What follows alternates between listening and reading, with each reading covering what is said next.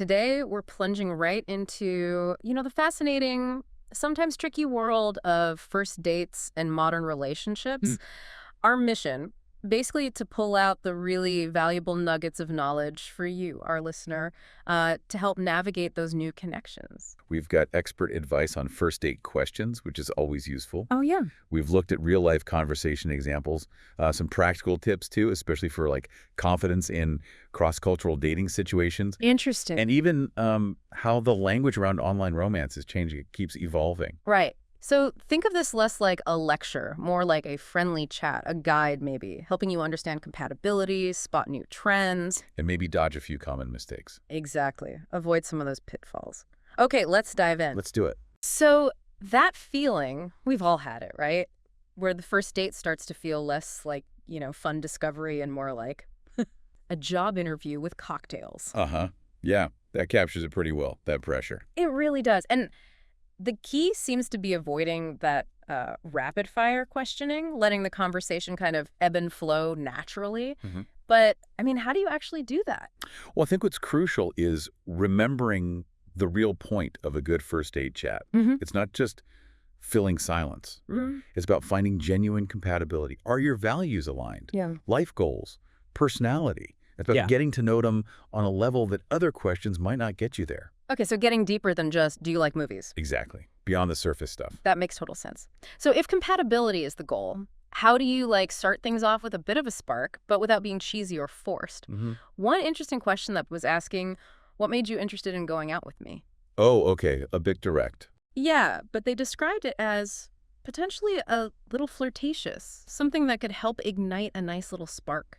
What's the thinking there? It's actually quite smart because it cuts right to the why. Why me? It helps you understand what sparks their interest specifically in you. Ah, I see. And it's easy to adapt if you met online, right? Just ask, what caught your eye on my dating app? It kind of opens that door to a more personal connection from the get-go. Okay, I like that. So you've broken the ice, maybe got that little spark going. Yeah. How do you then shift gears to figure out that deeper alignment without it feeling like, an interrogation? Yeah, that's the tricky part. So the big question, what are you looking for? Seems so simple, but so important. Right. It feels direct, maybe a little blunt, but it helps figure out if you're on the same page. Like casual hookup versus life partner, big difference. And this leads to, honestly, a really vital piece of advice we found. When people tell you what they're looking for, believe them. Oh, that's huge. It is. Don't try to change their mind. The sources really stress dating with intention to avoid wasting your time and theirs if the goals don't match up early on. Better to know. Exactly. Yeah. Recognizing that up front saves a lot of potential heartache down the road. Such a powerful point. Okay, so beyond those explicit goals, how do you dig into deeper values? We saw advice against just asking, what are your hobbies? Apparently that can unintentionally isolate the other person. Yeah, it can feel a bit limiting sometimes. So what works better for getting to what really matters to them? Well, a broader question like what matters to you can open things up quite a bit. Still feels a bit broad, maybe. It can be, yeah. So maybe try something more like, what are you most passionate about at the moment? Right. Or even, what's a project you're really into working on? Ah, okay. More specific, but still open. Right. The aim is to find their golden nugget. That something that a person just lights up when they talk about. I love that phrase, golden nugget. Me too. It makes it an easy, natural way to talk about things. You're tapping into their genuine enthusiasm. Okay, now here's one that really made me think, like age-old dating rule. Mm-hmm. Don't talk about religion or politics on a first date. Oh. They actually suggest asking something like, when you think of a recent big political event, is there something that stands out to you? Now, for many people, myself included maybe, that feels like, whoa, third date territory, minimum. Definitely pushes the boundary. So what's the argument for bringing that up so early? The thinking is it can be a shortcut to understanding alignment on really fundamental values, how they see the world. Okay. And importantly, it also shows how they handle difficult conversations. Are they respectful? Can they disagree agreeably? That's a huge indicator for long-term potential. So it's less about agreeing on the specific issue, more about the how. Exactly. And if you find you're just completely misaligned on core ways of thinking, well, it could potentially save you a lot of time knowing that up front. Food for thought. And sort of related, thinking about the future, a question like, what does your work-life balance look like, came up. Yeah, that's a practical one. Though maybe a more natural way to ask is something like, how do you usually spend your free time? Or what do you like to do when you get off work? Those are probably better. Yeah. Less formal. Yeah, And they're super revealing about priorities and lifestyle, aren't they? totally. I mean, success often means hard work, we know that, but how someone balances that with their personal life, that's a major compatibility factor. For sure. And building on that, asking, what does your life look like 5 years from now? That seems like a great way to gauge alignment on the big stuff. Absolutely. Things like marriage, a family, Mm, maybe career ambitions. It lets you see if your visions for the future have any overlap at all. right. Okay, shifting gears slightly from those big future plans back to the sort of immediate lifestyle, how do you figure out if you just have, similar vibes when it comes to your downtime? Yeah, the day-to-day rhythm. We touched on asking how they spend free time, but questions like, what would you do if you had a whole week off? Or simply, what do you usually do on the weekends? Seem good too. Definitely. It's less about a formal list of hobbies and more about understanding their general lifestyle, how they relax, how they recharge. And it gives you easy openings to talk about specific interests you might share. Exactly. It helps you see if your kind of daily or weekly rhythms would mesh well together. Okay, what about understanding their style, like how proactive they are? When you spend time with people, how often are you the one making plans? Ooh, that is interesting. What does that reveal? Well, the idea is it shows their typical communication style, maybe what role they tend to take on in their most intimate relationships. Ah, so are they a planner and initiator or more the type who expects others to take the lead? Exactly. Gives you a little insight into the potential dynamic between you. But, not all direct questions land perfectly, right? Some, like asking, how well do you feel like you compromise with others?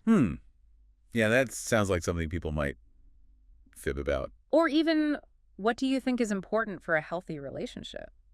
While they sound good, what's the issue there? Well, one interesting viewpoint was that for certain traits, it's better in this scenario to just observe their actual behavior. Observe. Like how? Like, how do they handle choosing appetizers? Were they easy to communicate with when you were setting up the date? Little things. Ah, okay. Actions speak louder than words. Pretty much. The advice suggests people can and do exaggerate or lie on a first date about how they see themselves. So while their answers might give you some red flag or green flag hints, what they actually do is often more telling. Right. And that seems to apply to conflict too. Asking, how do you handle conflict? People who struggle with conflict often don't have the self-awareness to know that they're not handling it well. Oh, good point. Yeah. So they might give you a great-sounding answer that's totally inaccurate. Exactly. Some things, it seems, just come out naturally as you actually date someone and experience different situations together. Yeah, you can't necessarily shortcut everything with a question on date one. Building that real understanding takes time, shared experiences. Okay, another area to tread carefully on a first date, past relationships.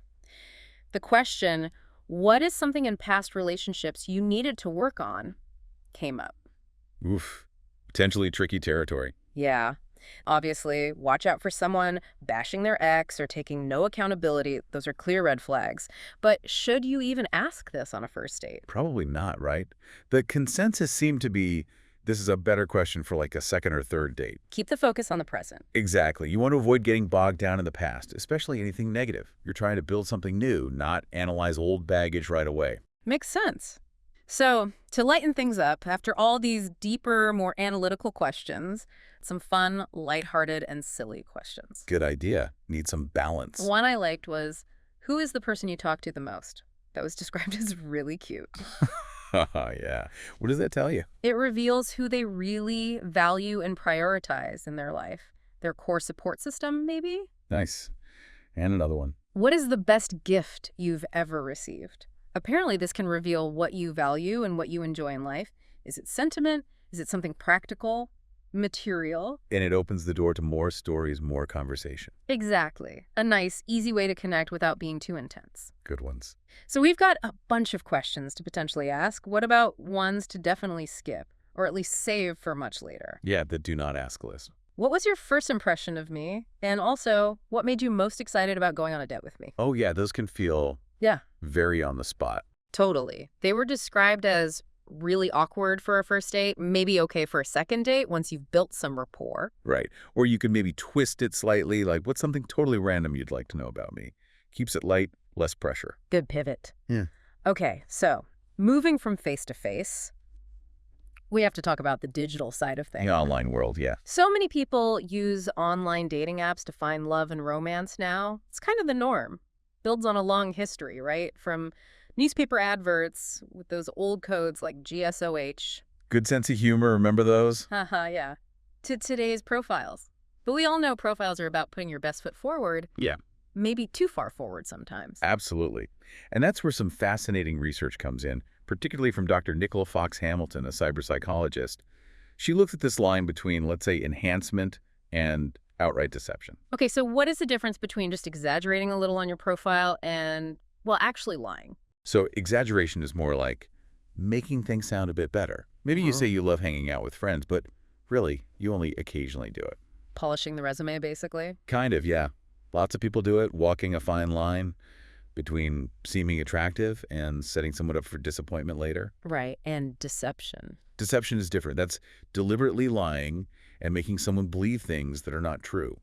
Like claiming you hang out with friends every Saturday night when, in reality, you have no friends or rarely go out. The intent is actively to mislead. Gotcha. And Dr. Hamilton's research had a pretty surprising, or maybe not so surprising, finding about common lies. Ah, yes. The classics. Apparently, men tend to lie about their height, Shocking. and women about their weight in their profiles. Seems some things don't change much, just the medium. Human nature, right? And the online world has even given us new words for some of this stuff. It really has. Like catfishing, most people know that one now, right? Yeah, where someone creates a whole complex false identity, pretends to be someone else entirely online, usually for romance or some kind of gain. Exactly. And then there's a newer one, woke phishing. Woke phishing. Okay, what's that? So this is where someone is generally being themselves, but they pretend to be much more liberal in their values and political attitudes than you actually are. Why? Usually to get closer to someone they're interested in, to seem more aligned with that person's views. So it's not faking who you are entirely, but faking your core beliefs to seem more appealing. Wow. So faking your politics, not just your height. That's Yeah. something. It definitely speaks to how people try to curate their image for potential partners. Okay, let's switch gears a bit. For listeners who might be English language learners, dating can add a whole other layer of complexity. Right? Oh, for sure. Confidence can be a big hurdle. The main message. Keep it simple. Focus on the connection, not perfection, with your grammar. Absolutely. It's about conveying warmth.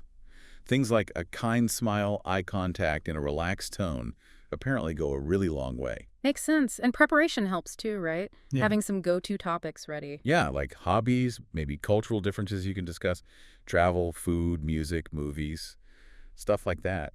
Just having a few things in your back pocket can ease the pressure. And crucially, don't be afraid to ask for clarification. Practicing phrases like, sorry, could you repeat that? Oh, or I'm still learning English, but I really want to understand you. Or even just, can you speak a little slower, please? It actually helps build connection because you're being open and engaged. That's great advice. So tying this all back to the bigger picture of relationships, beyond the first date. Some interesting insights there, like knowing when to give each other some space. Maintaining that individuality seems key. But also consciously making time for each other, not just letting it happen. Right. And there was a clear warning, too, about the danger of taking things for granted in longer relationships. That can really make a relationship suffer. It's easy to fall into that trap, I suppose. And of course, sometimes relationships just don't work out. Yeah. Sometimes things just don't work out. And difficult issues like ongoing conflict or cheating, which is often seen as a big betrayal. Yeah, those are tough realities. So quite a journey we've been on. We've looked at first date conversations, trying to get beyond that interview feel, really digging into values, future plans. Right. Then we explored the whole online dating scene, the difference between kind of polishing your profile and actual deception. Learned some new words like catfishing and woke phishing. We did. And we touched on those broader relationship dynamics, what makes things work long term, and some really practical tips for communication, especially for language learners. So wrapping this all up, what's the big takeaway for you, the listener? Figuring out what truly matters to you in a relationship. Understanding that, yeah, strategy and good questions can open doors, but it's probably authenticity, genuine connection that builds something lasting. And maybe remembering that just observing someone can tell you as much as any question you ask. So the final thought for you to ponder, what really stood out to you today, and how might any of this shift, even slightly, your own approach to making new connections? We hope you enjoy today's episode. See you next time.